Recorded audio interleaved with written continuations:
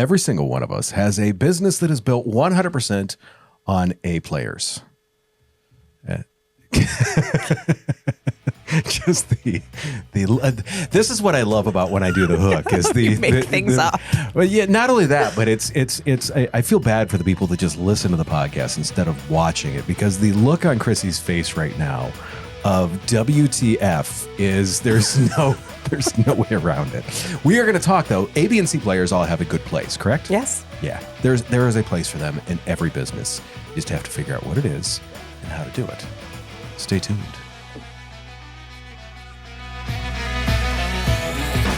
She's the CEO. He's the marketing and operations guy. If it's broken, you need the business fix. We are navigating the holidays. Yay. we are navigating the last holiday before we get that long stretch of I love that you think it's It's travel season after that for me. I am out of town like every week. From January to March. See, this is where our industries are so different because like everything changes for you in December. Mm-hmm. We get busy October, November, December. Like October, November, there's always some big projects we're doing. December, people are like, I still have some marketing budget left that I have to spend. Who can I give this to? And I'm over here like us. Oh, yeah. Nobody wants to do anything. They have to talk to us on the insurance side in December. Sure. They don't want to. They don't have a choice. Yeah. We can help them spend their money. Yeah. But like a bunch of us video producers talk. And January, a couple of us are like, hey, we should just go to Florida because the phone is not ringing. I'll be there. No one is in the studio. Nothing. It's like, so like going into January here is that I don't want to say we're coasting through it, but it's that for us, it's that rebuild. Like, what did we screw up last year? How can we fix things this year? Okay. This is when we plan because October, November, December are so busy. And see, January for us is really the apology tour because the carriers haven't done the things they were supposed to do because they were backlogged because of the holidays. And so our clients are upset and they're mad at us. And we're like, oh, no, this is who you need to be mad at. So we're demanding apologies from all the major insurance carriers on behalf of our clients for the things that they didn't do when we submitted their enrollments in November and we haven't gotten their ID cards and it's January 15th. It hasn't, it only happens every year for the last 10 years since the Affordable Care Act. But, so someday they'll perform. Would you say that those are C players? Oh, beyond C players. Those are we've had this discussion, and one of our number one podcasts is still termination. I know of people, and like looking at that, so that is the DF players that you terminate. Yes. We always talk like whether you want to or not, you categorize your people like this is an A player, this is a B player. You may not give them that name. No. But industry, most people, you can kind of generally come to that. Yeah. The true sign of great leadership isn't, we all just want to hire A players, but we also realize that that is a bad idea too. And an example I want to give of that is Meta. Yes. They recently went out and they poached a bunch of other like super high level AI people. And they poached a bunch of like super high level, super arrogant, super like leader people. And it is that very much like there was the mass hiring and the mass exodus. Well, they like didn't shortly corral after it properly. You have to hire the leadership that can corral those personalities. Otherwise, you're going to be miserable. Correct. And they were, because they had nothing but A players. And all of those A players were looking around at each other like, well, screw this. If I can't be the star, I am going to get the heck out of here. And I think, like team sports, I played soccer. There's always that A player on the team. There's always the high level player that needs that spotlight, and they deserve it in many cases. In the same sense, you've got to have those other players on your team. Yeah, because if you just have the one person on the field, it's probably not going to go well. Yeah. And depending on what you're doing. Even if they're the superstar. If it's bowling, you need all 8 players. But if it's soccer, if it's football, if it's baseball, there's everyone has their role in that. From your people first perspective. Yeah. How does a leader, and I love this, ethically. Yes. Because you're going to be better suited to talk about that than I will. ethically and efficiently figure out who the A, B, and C players are. And then additionally, like, how does your approach differ between those ones? So that way you can build a good culture rather than this toxic, like, going around screaming at C players, being like, you should be more like A player. Okay. So few things. We're gonna set I figured there's gonna be a few things. We're gonna lay a foundation first. Otherwise, this is a very short podcast. Short podcast. You just do it. So I want to start by saying out loud, A, B, and C are not value judgments about people. They're descriptions of fit and contribution in a specific seat. Yes. Right? Yes. So because we get into ethical trouble when we turn performance labels into character labels. By your laugh, you know this is a problem. They're not an idiot. They're just in the wrong seat. They're just in the wrong seat. Good leaders can separate who someone is from where they're positioned. Yes. So everyone, A, B, and C is a culture fit. They have to be, whether they're an A player or B. You have to know, regardless of whether they're labeled A, B, or C, they fit in the culture, they fit in the mission, they understand the values, they're a purpose fit. We don't grade people, we place them. Ooh. Yeah. So this is not like beef. No. This is not the USDA. We are not grading. And so only I would come up with that analogy. No, it's okay. I think it makes perfect sense because what I want to kind of talk about is like I label A, B, and C and I give them names because, we've got to make it easy. So here's my A, B, and C. I would expect nothing less. I know you wouldn't. And I'm going to describe all of them. But architects design the future. So those are A's. Builders execute the plan, B. And then contributors make it all work day in and day out. So that is C. So how do you ethically define them? Okay, let's talk about architects. They're the A players, high complexity, high ambiguity. So architects can design direction and solve problems that they don't have a playbook for. So they're the best at strategy, innovation, client retention, roles where there isn't a clear playbook. They're helping write the rules. So here's the trap, though, for A players. And where we get a mistake, especially as entrepreneurs, when we think, I have to have all A players, right? Not every role needs an A player brain. No. Mm-mm. And you don't need A players all the time. They'll break things when they're bored, which is a couple podcasts ago. A lot of times our architects break things when they're bored if they don't have self-awareness. That's the other part is architects have to make sure that you have to work on training to make sure that they have self-awareness because most of them do not. Raising my hand as someone who's an architect who had to work a lot on her self-awareness. So it's not because I'm labeling, because I not only am I a client, I'm only the company, I'm also a client. All right. So, and the other thing too about A players, you put an A player in a routine heavy role, it's a really fast way to burn them out and confuse the team because they're going to start breaking things. They're going to start trying to do things a different way. And if they don't have the self-awareness or the skills that have been developed in professional development to lead a team, they're going to cause some challenges for you or opportunities for growth, depending on how you want to phrase it. So, both of those were much more polite than I would have put them. So any questions, comments on A players, architects right now? No, I love how you phrase that. And to me, the architect piece, they're the designers. They're the dreamers. They are. Yeah. No, it makes sense. Okay. So then let's go to B players, the builders. They are the engine room. So they turn vision into something real and repeatable. So B players are kind of the backbone in most organizations. They execute, they stabilize. They're the people that you're like, oh, I'm so glad that person's here. So they lead projects, they lead teams, they keep the trains running, high consistency, high reliability. I love teams that have solid leadership that would be considered B players. And I will say this, B players can turn into A players with the right type of development. So these things you're not just labeled and stuck somewhere. Okay, so you got to think about what they like. They want clarity. They want consistency. They want direction. Those 3 C's of leadership we keep talking about, clarity, consistency, and care, B players love them. Builders love them. And when they get it, they're incredibly reliable. So, and culturally, B players matter, I would say even more than your architects because they model what good looks like every day, day in, day out. Totally agree with that one. Yeah, that's like the Chiefs Indians thing. Yes. Yeah. It is. And then here's what I will say about B players if you neglect them. A players, when you neglect them, sometimes they'll get a little moody or they'll go create something. And you're like, oh, crap. I have to untie this I have to knot. untie this. What did you do? Sometimes you run without permission. But I will say this, if you neglect your B players because you're constantly searching for that A player unicorn, your culture is going to collapse. And so that's where these individuals are so stabilizing to your organization because they can help you continue to move in the right direction. And they're really good at corralling those C players, which are your contributors. So before I go to contributors, anything you want to say about B?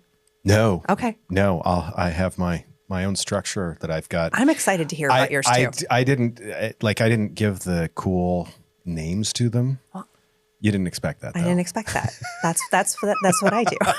That's what I do. I love to label. So contributors, C players. So right seat opportunity, not a failure. So contributors make sure the work actually gets done every single time. They're the ones that are perfectly happy with a repeatable task. I want to come to work. I want to do my job. I want to go home. They are extremely consistent. Like another C word for C players. They're contributors. They're also consistent. So here's where I think kind of leaders get this wrong. They look at a C player as being a low capability person. And that is not even close to what it is. Often with those types of players, they're in the wrong seat or they haven't been given enough clarity, consistency, and kind of talking about what they do. Because most people are phenomenal and they can be in high routine, low risk, detail driven work. That's what those consistent contributors are for. So compliance, administrative follow-up, data accuracy, those roles don't need constant innovation. They really need consistency. They need people who are just willing to show up every day and do the contribution. And so I will tell you too, around a C player, I mean, if the role is clearly defined, that contributor, if we are going to grade them, they're going to do A-level work all of the time in the right seat. Correct. So, yeah. What's interesting, and I'll get into this some in mine, is they will do A level work, but not A style work. Yes, that's a good way to put it. It's because it's a different thing. It is. Yep. Completely agree. So let's shift. Since I've labeled them architects, builders, and Not that we're labeling people. contributors, I'm labeling the roles, not grading. Not grading. I'm going to stay on that issue just because that's what I do. I'm like a dog. When I get a hold of it, I'm not letting go. I may growl later. That's totally fine. How do we practically ensure we're putting those A, B, C players in the right seats? So let's talk. I want you to talk about concrete steps, leaders take, matching strengths, routine, dependable skills. How do you do this? You said it, and I say this too. Role clarity. What is your job? What are you trying to accomplish? That is the biggest thing where people get off track with A, B, and C players. What is their job and what are they trying to accomplish? Because each one of those needs something different. The way that gets off track is people don't like audit the skills that people have. They give it this gut feeling like, oh, they're not good at the thing. Well, may not be good at the thing the way you have it set up. Or did you explain the thing? Correct. Yeah. And I've seen so many times where it's someone's like, hey, they aren't good with Excel. No. They didn't do Excel the way you would do it. They switched 5 columns around. So when you looked at the sheet, it looked totally foreign to you. That's not an issue. And that's one of those things. So it's not a skill issue. That's probably a clarity issue. I'd like it done this specific way or just work with it the other way. The other thing is that I try and look at if there is a C player that is becoming a C- or D+ player, is I try and look at a 3-move rule. Okay. Are they in the wrong spot? And what are 2 or 3 other places that I could put them in where they may be a better fit? Now, yes, I don't move someone 3 times. Okay. But how often will you move someone, Josh? I mean, want to know. Like there's been times where I've brought someone in and I've realized, oh, hey, this isn't the right role. Yeah. But you have to be honest about it and not just be like, oh, well, they're not good in accounting, so I'll put them in sales because we've got an opening in sales. No, that's not like when they're not good in accounting, you have to look at like what skills do they have and what role can you develop for them? Because once again, I've had C players turn in straight to A players right away because those covers were kind of pulled back. And just because they were in the wrong spot, when you move them to the right spot, the champagne Exactly. rains down from the heavens, the angels sing, all the amazing stuff happens. Yes. To me, that like the way that I look at it is like with A's, for me, it's I tell them the what, let them kind of figure out the how. Just go do the thing. Don't let micromanage me, Let them. me know when it's done. Yep. The other thing is I try and make sure that they've got some free time. If there's 20%, that's amazing. Yeah. But if you give them some free time to let them think through things, you're going to get some great problem solving out of them rather than just, hey, here's how we've always done it. Yeah. They're generally curious. Right. And they want to find a better way to do it because they're like, in many cases, your A players like, I want to get on to something else. Exactly. So Can I fix this so I can move on? right. You've done it this way for so long, and I realize it can take half the time if I do it this other way. Yeah. Go right ahead. Do it. Yeah, please do that for us. Yeah. The thing with them is removing those bottlenecks and making sure you know what one of my favorite bottlenecks to remove is? Which one? Meetings. Oh, that's true. I know. Did we talk about a podcast? We talked about how your hatred of meetings. If I had a meeting today that literally it was a half an hour meeting, we had 15 minutes left because I sent everything that they needed ahead of time. Yes. They looked at it. They're like, oh, yeah. As soon as I said, what are your thoughts? They're like, this is wonderful. And I'm like, great. Great. How was your holiday? Yeah. I'm going to do you want time back or do you want us to just Right. BS? Because we can do either. Either one. Yeah. Either one. When it comes to the bees, to me, it's looking at, I do have some more meetings with them, but it is typically just a quick scheduled one-on-one. In many cases, it's a message. Hey, what are some issues you're having? How What can are I some help? ways that I can help? Yep. Those types of things do amazing for keeping bees on track. And we use Google Chat for communication. It's like Slack. It's like any others. To send a message like that, it's personal. It's directed to them. They know, hey, this is for me. And they feel free to answer whenever they get to it. I don't want to interrupt what they're doing. It appears, it's there. It's slightly more important than an email, but it's not going to get buried. It's not time consuming. Nope. Good. Great. Awesome. Yeah. Thanks. Have a great week. The other thing with them is I make sure that we look at the data from B players to make sure that they're on track, because sometimes you will realize a B player is off track before they will. Yes. And Completely agree. to approach that B player to say, hey, I'm seeing something here. Let's talk about this. Once again, they're not always going to see it right up front. No. They don't have that broad vision. Now, once again, I like what you said. They can develop that as they start to move through an organization. absolutely. And you can work with them on that. There are some people that come out of the womb as visionaries. There are other people where that needs developed, where that idea thing needs developed. So, and plus, I typically like bringing in people as a bit more of a B player. And there's the old Henry Ford example of the steak. You know which one I think you knew. Henry Ford took two engineers. This is a story. Don't know if it's true. Henry Ford took two engineers out to dinner and he ordered both of them steaks. And the one guy salted his steak and then the other guy tasted his steak and then salted it. And the guy that tasted his steak first, that's the one that Henry Ford hired because he said, you tasted it before you just dumped salt on it. Whereas the other guy just changed it before he knew what it actually was. Because that thing could have been jerky for all he knew that it was salted. Exactly. Right? Suddenly it's got a salt lick. The C people. Now, these are ones that, like, to me, like you said, high structure, frequent, like similar tasks. And if you get the right C players, those are the ones that, I mean, to me can be so, those are the engines of my business. Yeah. They're going to show up. It's repeatable. The thing that I love about this, and kind of as we talk through this, is the C players have the SOPs, so that way they know exactly what they're doing. There's no ambiguity to it.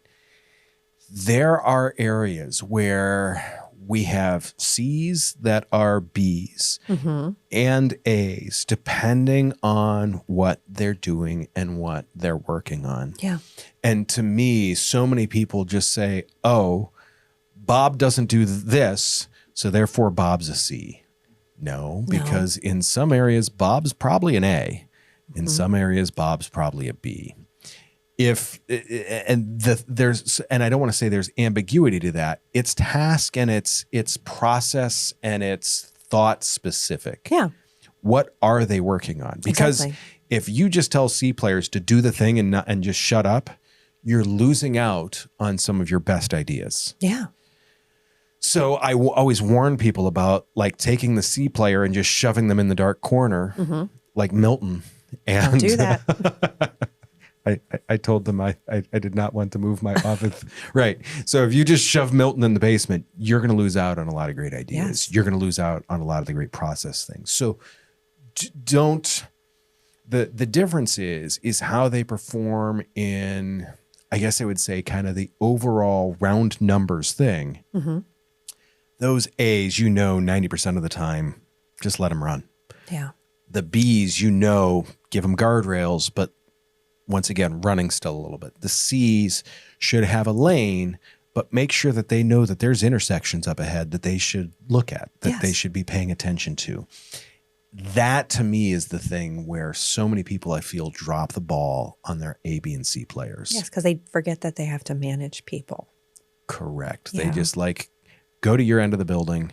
I'm going to be crying under my desk. Leave me alone. Yeah. Or I want to work on my projects. You go work on the things that I don't want to work on, but I'm not going to tell you how to do them. So good luck. No. Not that we've ever done that before. Ever. Ever. It's so funny because so many of these things we've seen in other businesses. Yeah.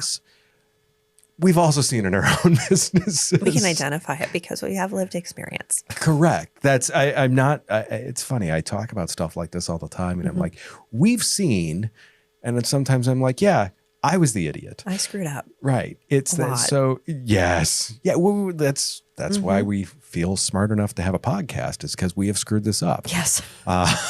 Don't make the same mistakes, or make them faster. And I guess that, to me, that's the other thing with the people, is if you see that you have put a C player into a B seat overall, that's a mistake. It is.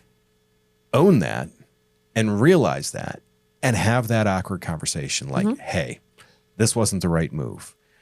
If you moved a B player into an A role too soon, or maybe they just don't have that vision or that ability to solve problems, realize it and realize that's not on them. That's on you. Exactly. I've seen so many times where people promote someone mistakenly, and the person either A, they leave them there to flounder, the Peter principle. Yes. We've promoted. I love the wording of that I use in the Peter principle. Promote someone to their level of incompetence. Yes. So you promote them until they can't do the job anymore. Once they can't do the job, well, that's where you have to leave them. To me, it's making sure that you say, oh, maybe this isn't a fit. And you have to figure out how to have that sweaty 10-minute conversation. Yeah. It may not be going back to their previous role. No. But if you've felt highly enough of them to think that they could move to an A role in that space, realize that there's probably something parallel that they will be able to do. Yeah. And when you're migrating someone, I think it's important to understand that there is a time component that you have to have in managing or leading them. It's not going to be the same ease of, well, they were great at this job. Well, yeah, but now you have to train them to do a new job. It's like you just assume, oh, they know what to do. No, they don't. No, they don't. It's a new hire. It is a new hire. They know your company. Absolutely unfair for you to think like, oh, I'm just going to promote this person and they're just going to get it. That is less than 1%. So stop thinking that it's just going to happen and be magic. Just do the work. The best, like you and I think, are the best examples of this, because in some ways it was just get there and figure it out. Yes. The problem is most people don't want to do that. No, if they don't. did, they would start their own business. That's why we're entrepreneurs. Most people are intrapreneurs, but they're intrapreneurs because they want to be led within an organization by someone else. So correct. Just suck it up. If you want to grow and have employees, this is part of what you have to do. Yeah. I'm not going to apologize for it. You need to suck it up, Buttercup, and train your people. Don't be a jerk. And don't leave them to flounder and then go, I don't understand why they're not doing the work, because you didn't explain it. Yeah. You didn't train them. No. Speaking of which, excellent segue. Thank you. When is it a values mismatch or when is it a skills mismatch? Because there are two very, very different results from this. And unfortunately, many, many, many people handle these the same. They do. And that's a problem. That's a big problem. I would say it's such an important distinction. Values mismatch is almost always for me a fire. Yep. It's 99.9%, in part because there's this tiny little percentage where I could say maybe you didn't clarify what your organizational values are. But if you've got someone and they're like, I don't believe in your core values, you're not gonna work here. And I don't think moving them to another department is going to help, because that's something that I've seen a lot. And I made that mistake early in my career too. It's like, oh, this person doesn't believe in our values. Let's just move them. No, let's just exit them. That's the kind thing to do. I mean, because it's really important that you know that your values you're going to show up when no one's looking, and they're going to show up when no one's looking, but your customers are going to be looking. When I say no one's looking, it's you. You're not paying attention to them. And you can train for skills, but we cannot train values. I cannot force you. I cannot coach integrity. I can't coach respect. I can coach a little bit of vulnerability, but you can't coach the love for your values. So if you're orienting someone into the organization, they're like, I don't believe in service and excellence. Those are two of our core values. I go, ooh, today will be your last day. Thank you for being here. We're done. It's funny you say that. And you can leave. When there was a place that I exited, and I had an altercation with another employee. Second time it had happened, where this employee literally is like screaming at me in the corner. Oh, no. No. And the thing that I said to the CEO was, I said, I can't work. What he presented to me is, he goes, what happens if we fire this person? He goes, we've moved this person 4 times and it hasn't worked out. And without hesitation, I looked at him square in the eyes and I said, I can't work for you. That's it. No, exactly. Because your A players will exit. When you have toxic, it doesn't matter what they're, A, B, or C players. When you have toxicity around values, it doesn't matter where you move that person, they are going to be a cancer to your culture and your organization. Correct. Now, I will say, on the mistake side, family businesses do this all the time. Because they can't fire the family member. For those of you who may have a family member that you need to fire, call me. We'll talk through it. Because I've dealt with that. I've had to personally fire family members. Sure. No, I get it. It's difficult. Well, it is. And then you're like, oh, but they're so sweet at home, or we just want them to succeed. Thanksgiving's going to suck. Yeah, it is. Too bad. No, do you want a business? Yes. It's so funny because, like I said, it's that, and that company had a very toxic culture. Mm-hmm. And when you look at the people that stayed there, they had some very good operators. Yes. But these people were B's and C's. They had no A players because they just, every A player was like, I'm not dealing with this. Yeah. So once again, all B's or C's, they had some extremely high performing, what I would label as C players, like people that, execute. Zero ideas, zero anything else. Don't ask me to have any, because you're going to be threatening to me. No way. Correct. And when you see that in that culture, that to me was the, what's difficult is in this labeling of people, as the USDA comes along and says, this is grade A, this is not beef. But okay. I'm going to give Chrissy a headache. Take your analogy. The problem is you can't label those on just KPIs. No. There's pieces to that, like that A player, like that visionary idea thing. Yeah. That's not something that you're going to get a chart on at the end of the month. No. That specifically says, like, they had 10 ideas. No.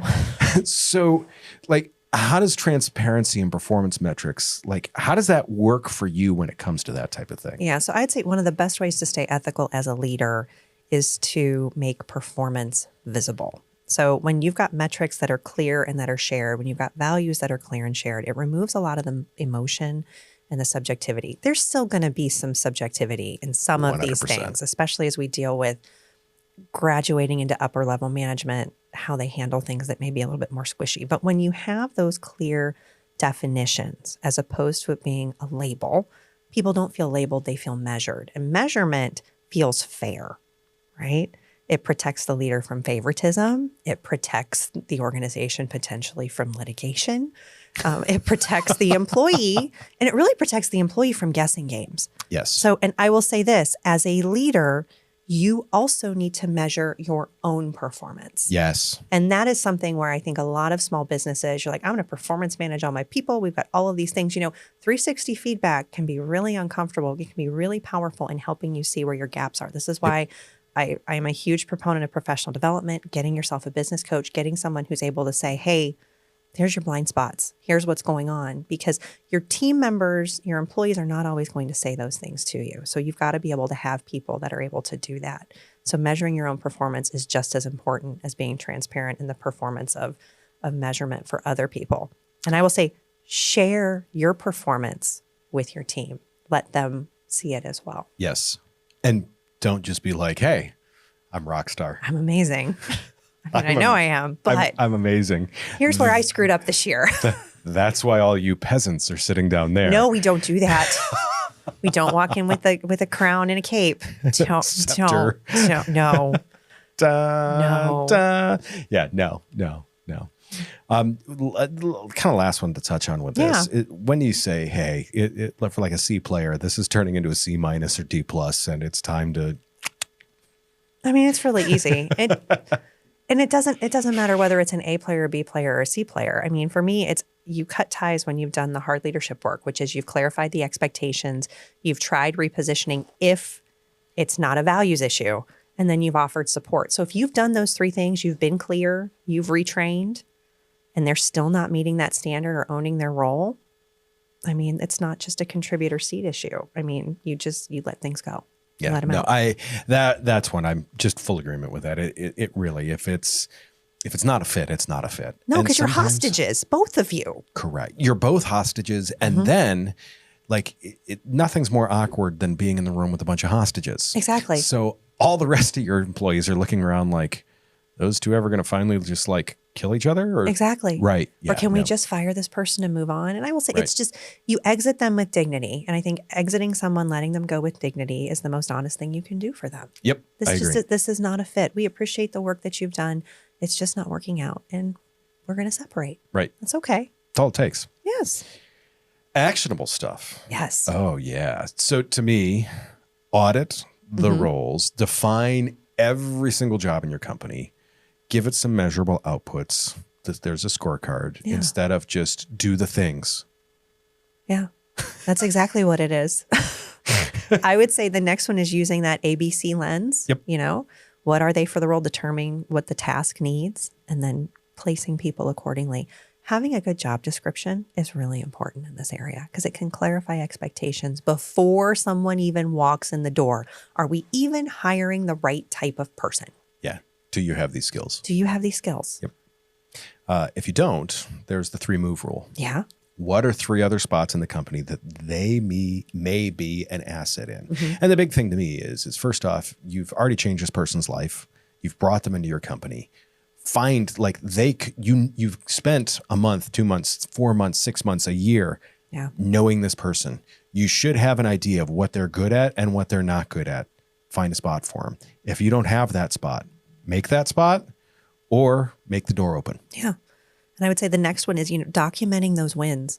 So when a C player succeeds in something that's routine, you need to celebrate that and document why, because it's just as important to celebrate those mid-level work, that C-level work, the contributory work, as it is to celebrate the A-level work, the architect work. Yes. The last one, and this one, it's funny, coach the upside. Yes. Coaching your B players will get you far more than spending all day kissing your A player's ass. Sports, any sport I have ever played, there's the best coaches work with the B players because they realize that out of these 10 people, bringing them up 5% each is going to be huge. Yeah. To take the A player and to get 1% out of them is a lot of work. But the A player is the cool guy in the room, so they're going to hang out with them. And once again, you get nothing out of it. You get barely anything out of it. Spend the time with the B players, working on them, working on developing them, working on growing them. Don't neglect either of the other ends. If I had to put a label to it, I'd say probably 50, 30, 20. Yeah. 50% on your B's, 30% on your C's, 20% on your A's in terms of Absolutely. where you're going to spend your time. Yeah. What's one question a leader should ask themselves before they tell a C player, hey, the door is open for you. We've packed your stuff. So it's really simple. It's, have I truly put this person in the right seat with clear expectations and support? Did I do my job? Yep. Because if I haven't clarified the role, defined success, given them a fair chance, firing's premature. I screwed up. But if I've done that work, I can't, or they won't meet the standard, then it's really easy. But you've got to clarify expectations. Yeah. Yeah. Have you said clarify? A lot. Clarify and consistent. That's what we We need. should have called this the Clarifying Podcast. Clarifying podcast. All right. So what's the single biggest risk an operations leader takes when they try to put an A player into a highly routine, predictable role?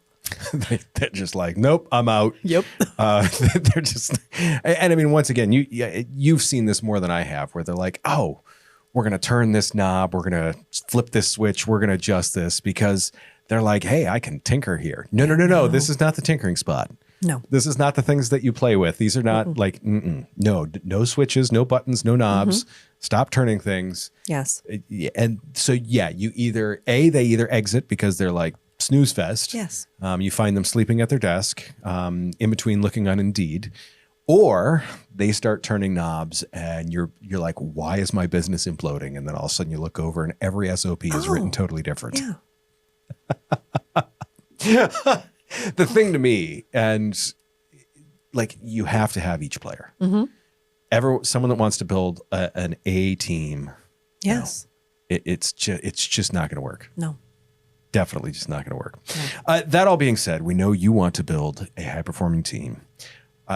Clarity HR helps with that, don't they? We do. Yeah. Yes. Yeah, I figured you guys would do something like that. You know, HR in the title seems HR in to, the title. Yeah, it was my first clue. Human.